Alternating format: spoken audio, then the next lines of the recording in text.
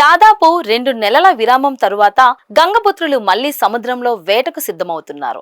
కష్టాలను దిగమింగుకుంటూ ఆశగా మళ్లీ సముద్రం వైపు చూస్తున్నారు.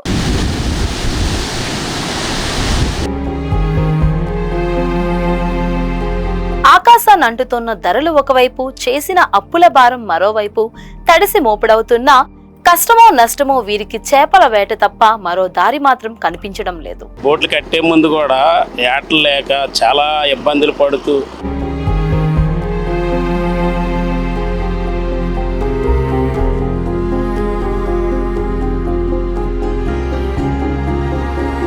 ఇప్పుడు ఈ 2 నెలలు మాకు గ్యాప్ రావడం చాలా ఎంత అంత బాధలు పడుతున్నాం. ఎంత తినడానికి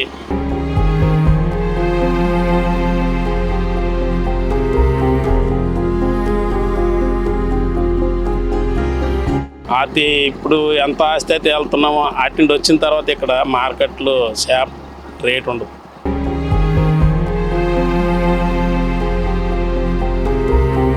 ఏరో పనులకి వెళ్ళలేము సార్. ఒకవేళ వెళ్ళినా మాకు ఆ పని చేయాలంటే ఈ సముద్ర కూలీలో ఉన్న వాళ్ళు బయట వెళ్ళి పని చేయలేము.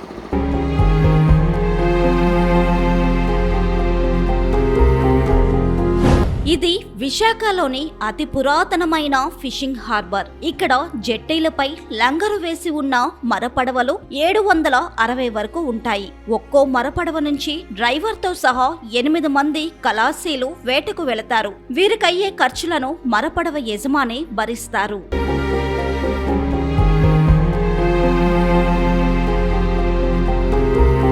ఒక పడవ హార్బర్ దాటి వేట చేయడానికి బయటకు వెళ్ళిందంటే తిరిగి రావడానికి 10 నుంచి 15 రోజులు సమయం పడుతుంది. యజమానుల ఆర్థిక స్తోమత ఆధారంగా కనీసం వారం రోజులైనా వేట చేస్తారు. ఇక వీరు తెచ్చిన మత్స్య సంపద చేతులు మారే క్రమంలో పరోక్షంగా 500కు పైగా కుటుంబాలు ఆధారపడి ఉంటాయి.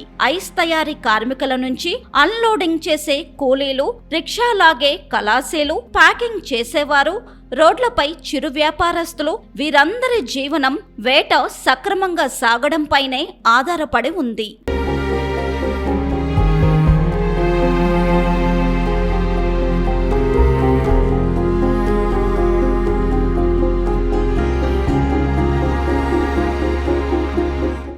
ఇక తుఫానులు వచ్చాయంటే వెళ్లిన పడవలు వెళ్లినట్లే తిరిగి వచ్చేస్తాయి. అప్పటి వరకు పెట్టిన ఖర్చంతా వృధా. ప్రాణాలతో తిరిగి వస్తే చాలు దేవుడా అనే రీతిలో సరిపెట్టుకోవడం మినహా చేసేదేమీ లేదంటున్నారు డాల్ఫిన్ బోట్ ఆపరేటర్ సంఘం నాయకులు వీరన్న.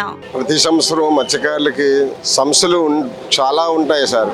అయితే ఇప్పుడు ఏటకు బయలుదేరే ముందు మత్స్యకారులు బోట్లు ఇప్పాలంటే మినిమం 3 లక్షలు 4 లక్షల రూపాయలు మినిమం ఖర్చు ఉంటుంది సార్. దీన్ని వాళ్ళు ఏం చేస్తారంటే ఎక్కడో కాడ ఇది ఫస్ట్ వాజులు కదా, ఏదో ఒక లాభం వస్తుందని చెప్పేసి ఆశపడి అప్పులు చేసి వాళ్ళ దగ్గర వీళ్ళ దగ్గర తీసుకొని ఏదో చేయబదులుగా తీసుకొని పంపించుకుంటారు. దీనివల్ల వాళ్ళకి చాలా ఇబ్బందికరంగా ఉంటుంది. ఎందుకో తెలిసినా రాకపోతే ఒకలాగా వస్తే ఇంకోలాగా. ఎందుకంటే ఇప్పుడు ఏంటంటే పరిస్థితి ఎలా ఉంటుందంటే ప్రతి సంవత్సరం తుఫాన్లు ఎక్కువైపోయి గాలి ఎక్కువగా ఉండడం వల్ల మత్స్యకారులకు వ్యాపారం బిజినెస్ అదే ఏట కర్మం జరగకుండా దానివల్ల ఏం చేస్తే తిరిగి రావడం, బోట్లు మళ్ళీ ఐస్ ఆయిల్ వేసుకొని మళ్ళీ తిరిగి వెళ్ళడం, దీనివల్ల మత్స్యకారులకు చాలా ఇబ్బందికరంగా నష్టాలు జరుగుతూ ఉండేవి.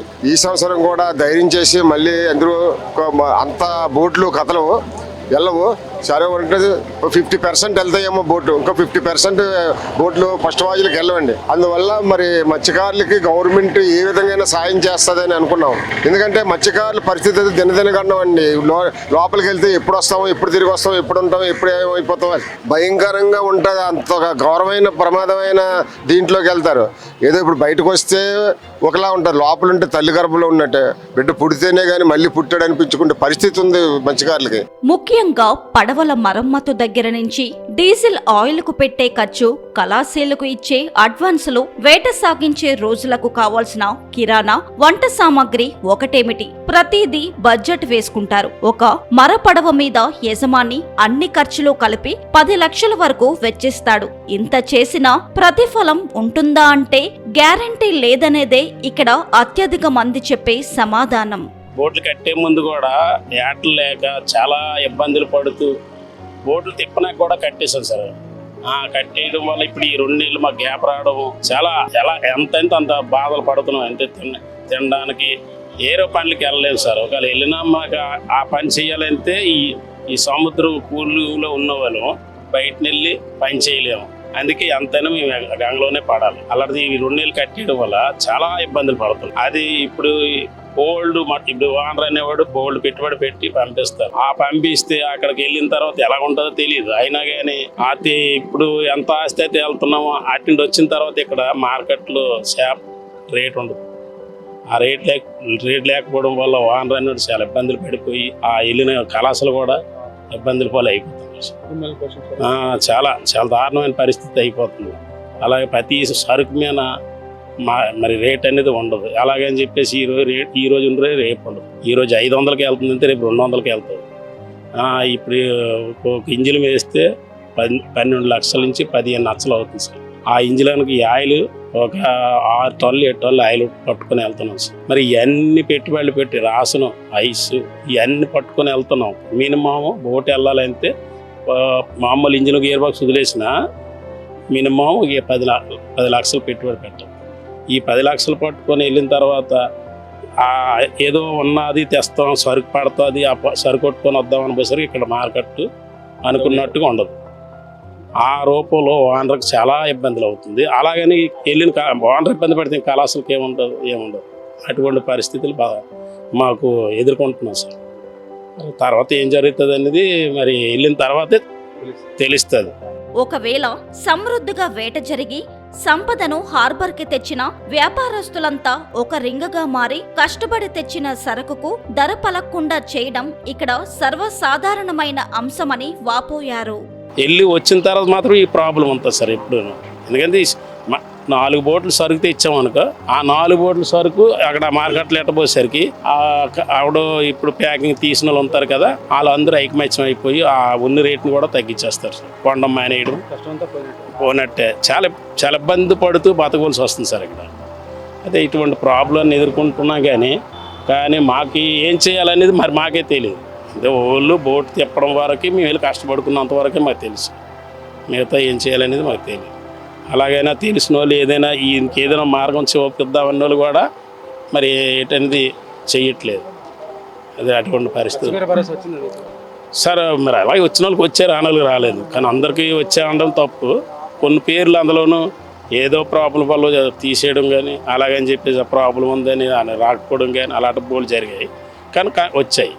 అది ఇన్ని ఒడిదుడుకుల నేపథ్యంలో ఈ ఏడాది చేపల వేటకు వెళ్లకుండా సగం బోట్లు ఆగిపోవచ్చని హార్బర్లో టాక్ నడుస్తోంది. ప్రభుత్వం ఇచ్చే డీజిల్ సబ్సిడీ ఇప్పటి వరకు విడుదల చేయకపోవడం, మొత్తం పెట్టుబడంతా యజమాని భరించాల్సి రావడం, ప్రభుత్వం నుంచి ఎలాంటి రుణ సదుపాయం లభించకపోవడం నిరాశకు గురి చేస్తున్నాయంటున్నారు వీరన్న. ఎక్కడా లేనిది ఇక్కడ అంత రైతు అంటే బయట ఏదో చనిపోతే మనిషి అనే కనిపిస్తారు, మాకు మనిషి కూడా కనిపించడు. అలాంటి పరిస్థితిలో మత్స్యకారుల్ని ప్రభుత్వం ఆదుకోవాలని ఎన్నిసార్లు మేము లెటర్ల ద్వారా కానీ మీటింగుల ద్వారా కానీ ఎన్ని విధాలుగా మేము చెప్పినా సరే ప్రభుత్వం పట్టించుకోవట్లేదు. కనీసం 3 లక్షల రూపాయలు లోన్ ఇస్తానని చెప్పి అది కూడా ఇవ్వకుండా కూటమి ప్రభుత్వం వచ్చేటప్పుడు మోడీ గారు కేంద్ర ప్రభుత్వం అనౌన్స్ చేసింది ఇస్తానని చెప్పి అన్ని విధాలుగా పేపర్లు రాసి కూడా 1 మంత్ లో వచ్చేస్తాయని కూడా అది కూడా వెనక్కి తీసుకెళ్లిపోయి మా మత్స్యకారులకి బోటు ఓనర్లకి ఏ విషయంలో కూడా ప్రభుత్వం వల్ల సాయం లేదు. గతంలో 15 సంవత్సరాల ముందు ఎప్పుడో వల కానీ తాళ్లు కానీ ఇచ్చేవారు, ఇప్పుడు అది కూడా లేదు. సెట్లు ఇచ్చేవారు, జిఎస్ఎఫ్ కానీ ఎక్కువ సౌండర్ కానీ ఇవన్నీ ఇచ్చేవారు. ఈ పరిస్థితి ఇప్పటికొచ్చి అవి ఏమి అనలేదు. చాలా మీటింగ్లో చెప్పాం సార్, తుఫాన్లకి ఇప్పుడు మత్స్యకారులు బోటు ఓనర్లకి బోటు మీద ఈ కమ్యూనికేషన్ లేకపోతే తుఫాన్ల విషయం తెలియదు, దానివల్ల మాకు ఇండి ఎలాగ వస్తుందో తెలియదు, దానివల్ల మాకు చాలా ఇబ్బంది పడి తుఫాను దొరికిపోయే అవకాశం కూడా ఉంది. దీన్ని మాత్రం ప్రభుత్వం ఏ క్షణంలోనే సరే అవి మాకు అందజేయాలి. ప్రభుత్వం సాయం చేసినట్టుంటుంది. దానివల్ల ప్రజలు మత్స్యకారులు జీవనోపాధికాలు బాగుంటుందని చెప్పేసి మేము చాలా వరకు చెప్పడం జరిగింది. ప్రభుత్వం పట్టించుకోవట్లేదు. ఇప్పుడు మొన్న అచ్చెన్నాయుడు గారు వచ్చారు, వాటి కోసం కూడా చెప్పాము, ఆ లెటర్ కూడా ఇచ్చాము. ఆయన కూడా మాట్లాడతానన్నారు. దీని కూడా సబ్సిడీ కోసం కూడా 15 రూపాయలు చేస్తానన్నారు. ఇంకోటి ఏంటంటే ఇప్పుడు మత్స్యకార భరోసా ఉంది. మత్స్యకార భరోసా అంటే 50% కూడా ఇవ్వలేదు సరిగా.